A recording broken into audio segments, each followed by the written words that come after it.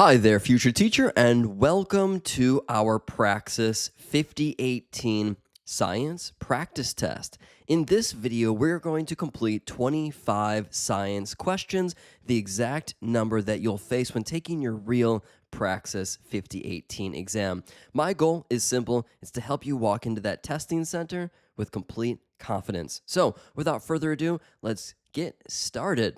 All right, I will read the question, give you some time to take a look at the answer options, select the best one, and then together we'll find the correct solution. Number one reads, which layer of the Earth is a thick layer of hot, plastic-like solid rock? Take a moment to read answer options A, B, C, and D. Pick the one that you think is best, and then together we'll find the correct solution. All right, so now as I read here, I see thick layer of hot and also plastic-like solid rock. So this would be the mantle. That is the correct response for this one, and that is the extremely thick layer of semi-solid rock located between the Earth's crust and the outer core. All right, let's move on to question number 2. This one asks, which common mineral is the main component of most sand?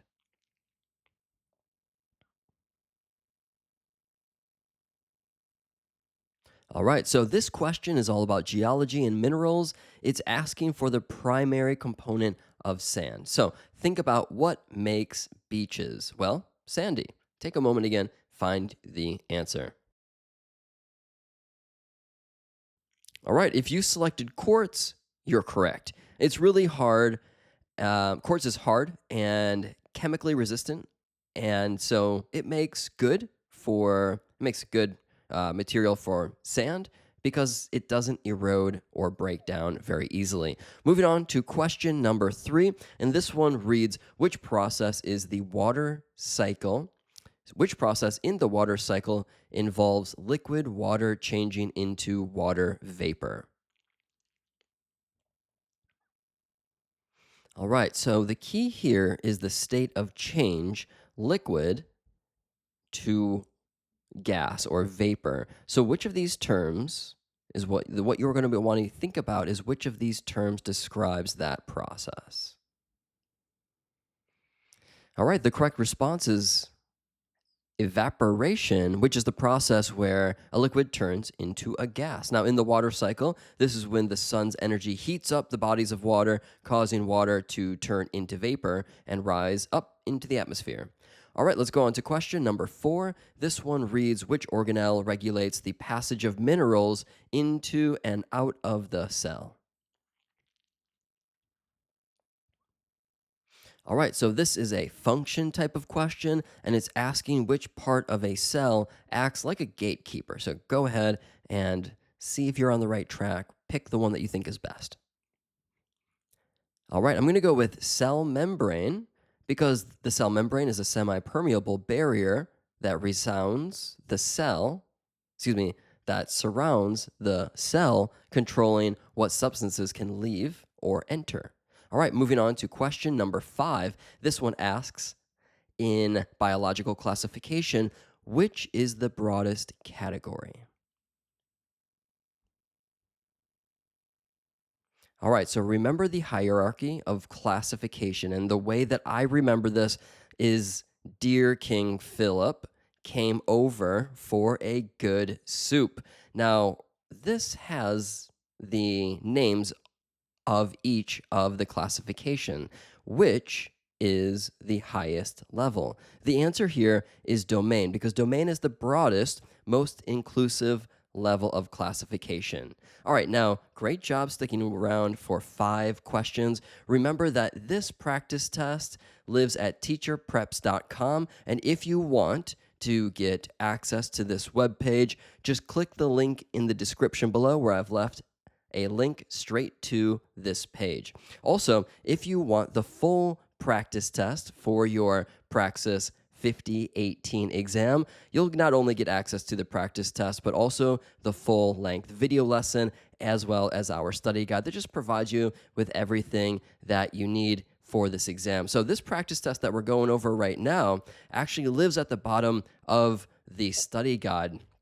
And if I click the start button, you can see that there's a total of 113 questions, and that lays out every single topic that you might receive on test day, whereas the question set that we're going through right now has 25. So this is a sample. And if you really want to make sure that you are totally prepared for your exam, then visit us at teacherpreps.com and get instant access to your test prep that makes passing simple. Let's go on to question number 6. This one reads, which system uses chemical messengers called hormones for control and coordination?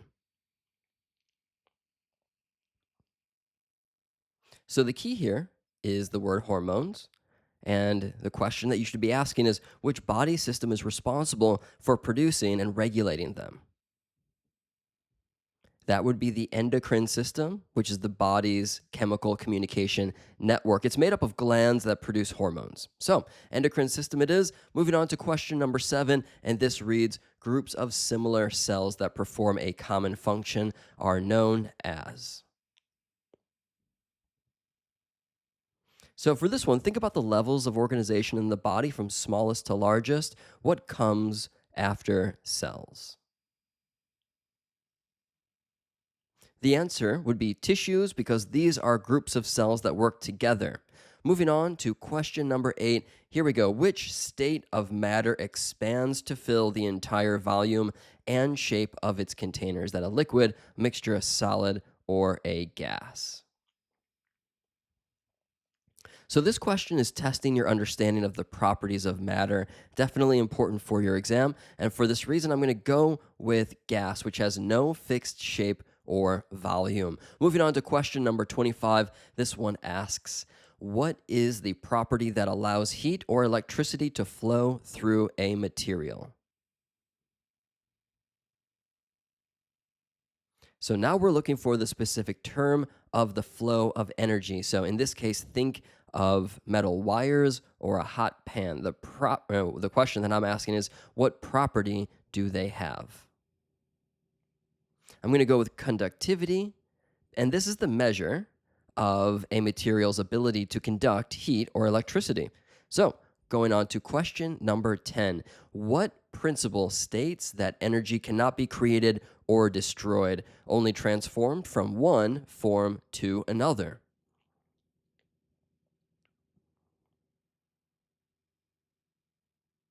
This is a big one. It's often called the law of conservation of energy. Which of these options matches that? Right here, the first law of thermodynamics is also known as the law of conservation of energy, which is the correct response. Moving on to our next question, number 11. What are the two primary forms of mechanical energy? So, mechanical energy is related to the motion and position of an object. And ask yourself which pair of terms fits that description. Mechanical energy is the sum of what I see right here, kinetic and potential energy. Remember, kinetic energy is energy in motion, while potential energy is stored energy. All right, moving on to question 12. This one asks, which of the following is an example of a chemical change? A chemical change results in a new substance, so that's a hint. And when I'm thinking of a new substance, I would go with burning a piece of wood because a chemical change involves combustion. Remember this, a wood reacts with oxygen to form a new substance. So, burning a piece of wood is a chemical change. Moving on to question number 13. What method of heat transfer occurs through the movement of heated fluids like air or water?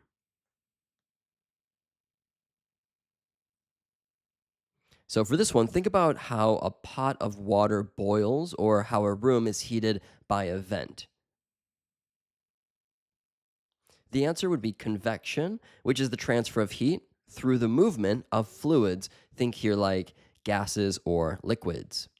Number 14 reads, what type of substance has a pH value greater than 7?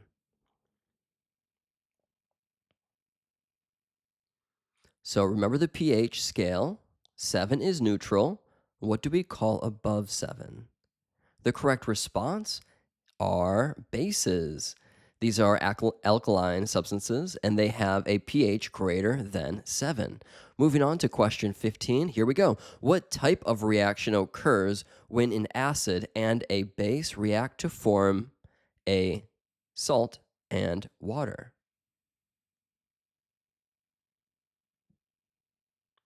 So when you mix an acid and a base, they cancel each other out. So what is the scientific term for this reaction? That would be neutralization. All right, moving on to question 16. Motion is described in terms of distance, speed, velocity, and what other quantity?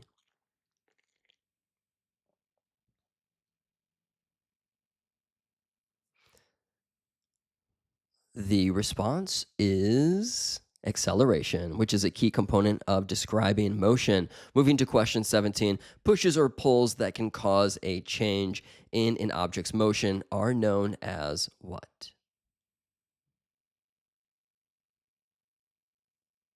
The correct response is forces, because forces are pushes or pulls that act on an object, causing it to do something, either accelerate or decelerate or change direction. Moving on to question 18, what is the bouncing of light off a surface like a mirror called? The correct response here is reflection. All right, so remember, reflection, it's when light bounces off a surface, just like a mirror, whereas refraction, which is commonly um, confused between the two, is the bending of light as it passes from, like one medium to another. All right, moving on to question 19.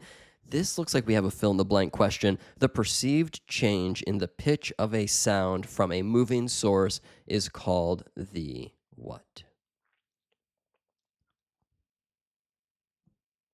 So, right now, imagine an ambulance sirens passes you.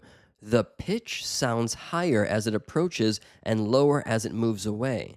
So, this famous phenomenon is the Doppler effect, which describes the change in frequency of a wave in relation to the observer who is moving relative to the wave source. So when something moves, it sounds louder when it's closer. Moving to question number 20, harmful substances introduced into the environment are known as what? The correct response here is pollution. Going on to 21, which energy sources such as solar and wind are naturally replenished?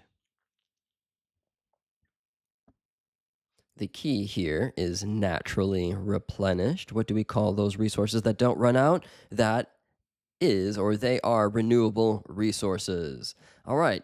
Think here sunlight, wind, rain, tides, waves, also heat. All right, moving on. Question number 22, energy resources like coal, oil, and natural gas, which are finite, are called what? These are non renewable resources. Moving to our next question, 23. This one asks, whose work with radioactivity was fundamental to understanding atomic structure and medicine?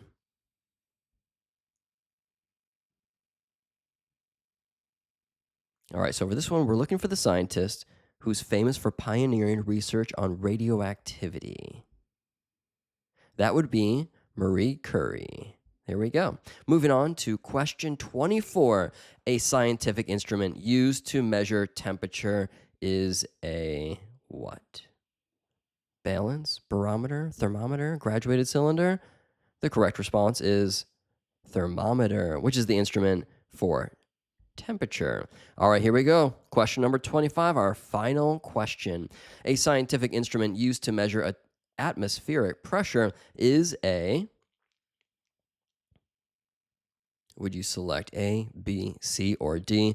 In this case, we're going with barometer,